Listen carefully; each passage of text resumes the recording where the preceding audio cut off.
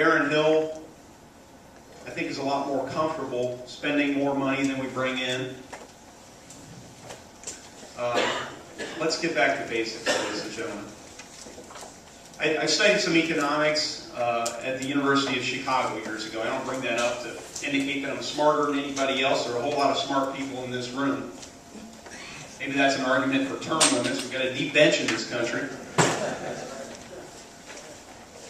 And it's pretty clear how jobs are created. You need to create some level of certainty in the marketplace. My dad's a small businessman. He sells HVAC equipment. It's hard work.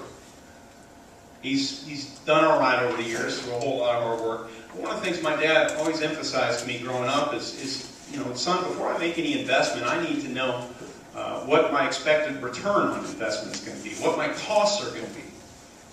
And if you are passing an ambitious piece of healthcare legislation, no one knows how much our healthcare costs are going to be exactly in the future. If you're embarking on cap and trade energy taxes, no one knows exactly the cost of our utility bills in the future. If you are passing all these spending bills, no one knows what impact exactly that's going to have on our interest rates or future taxes.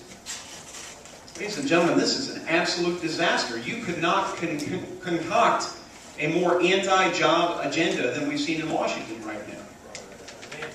So the first thing we need to do is stop the bleeding. Create a little measure of certainty there in Washington. Keep taxes low, especially during this down economy. And then refrain from passing all these big government programs like cap and trade, like a stimulus package, like Obamacare, which I favor repealing and then replacing with real health care.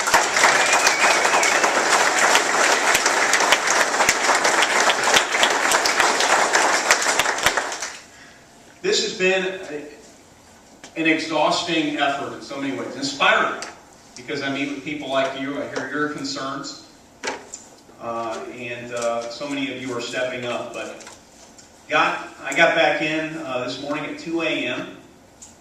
From a visit elsewhere in the state, actually. We have people outside of the 9th District that are taking notice of this race down here. They understand how important it is. So, got back in at 2 a.m., was up not many hours later.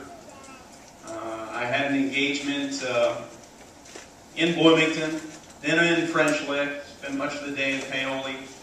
We're back up to Bloomington over here. We're going to wake up tomorrow, get something in Salem. We got something down in Crawford County. Been doing this for a year and a half. And I'm not complaining. To me, this is the most exciting period of my life. I really get to make a difference. My wife feels the same way. We feel called to duty right now. But my message tonight, I'm going to go back to it. We really need your help. We need ground troops, ladies and gentlemen, because the Democrats are going to be outspending us. They have more financial resources. They're the party in power. Barron Hill's received 95% of his financial contributions from special interests. Let me correct that. I inverted. Barron Hill's received 60% of his from special interests. I received 95% of my contributions from private individuals like you. We've broken fundraising records during the worst economy since the Great Depression because of all of you.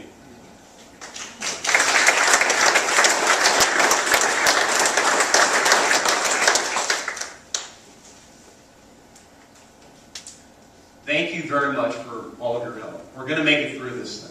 Abraham Lincoln grew up in the 9th District, I'll tell you. Abraham Lincoln stood before his fellow countrymen. Some of you have heard me reflect back on this because it motivates the heck out of me. But after the Battle of Gettysburg, he stood before them and he said, "This nation under God shall have a new birth of freedom." That's what we need. Ladies and gentlemen, we need a new birth of freedom in this country. Get involved. We'll have it. Stay focused. Let's run through the tape in November, and I'll take questions. Thank you very much.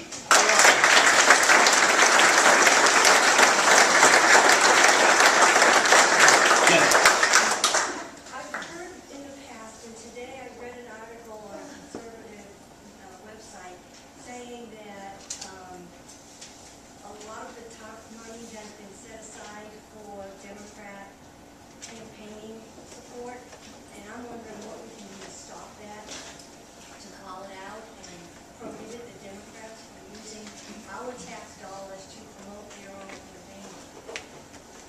Are you referring to use of the franking privilege where they send out taxpayer-funded mail, or? I heard it identified as the TARP money. Has anyone else heard this? It's the leftover stimulus money, supposedly hasn't been sent, we're going to use it as a slush fund, is what the word that's out there. How can we call them to account and stop them from doing that? That's wrong. That's our tax money. If you can send me some more information about use of stimulus monies for political purposes, that would be very inappropriate. And I do believe you read that, and I'll look forward to learning more about that. Todd, there is one sense in which that's done, but it's an indirect fashion. It's a lot of TARP money's been spent to create not jobs, not true business, but to create make work for companies that have been loyal to the administration. And those dollars are then funneling into their union dues, and the union dues are then being turned directly back into the Democrat coffers. So in that sense, we do have a certain TARP money comes back. Follow the money, right? That's what so many prosecutors say. We need to clean up Washington. It's broken in so many ways. There is the pay-for-play culture in Washington absolutely needs to change.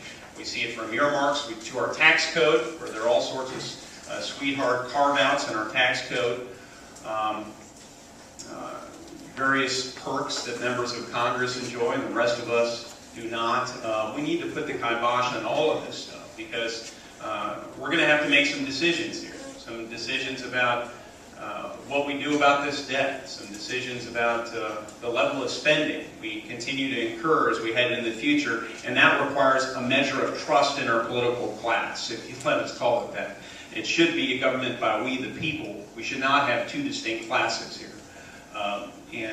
So we can't have a low level of trust as we embark on these difficult decisions. Yes, sir? Semper Fi. Hoorah! Oh. I heard the way you attacked Mike Sotterell at the get-together Sure. in North Vernon. All I want to say, and I know Baron Hill very well, all I want to say is you better be prepared to attack him the same way and even more. That's exactly right. Because he'll attack you, but you did a good job on Mike, and Mike I've done campaign work for. But you did a good job on him, and I just hope that you will have the guts to do that with him. There's a lot of Democrats in our community that don't like Baron Hill at all. So I tell you, we're ready for him to be replaced. Well, look, I understand the sentiment and frustration with Hill and with what's going on in Washington. I first want to make very clear that Mike Sotterell is a man I respect. I would even say that right now we should recognize his service to the country. Let's give him a round of applause.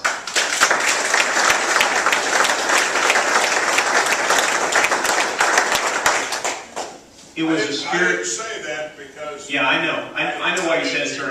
You better be ready to do it. I mean, hit him hard. And your larger point wasn't lost, and let me get to that. Thank you, sir. In Semper Fi.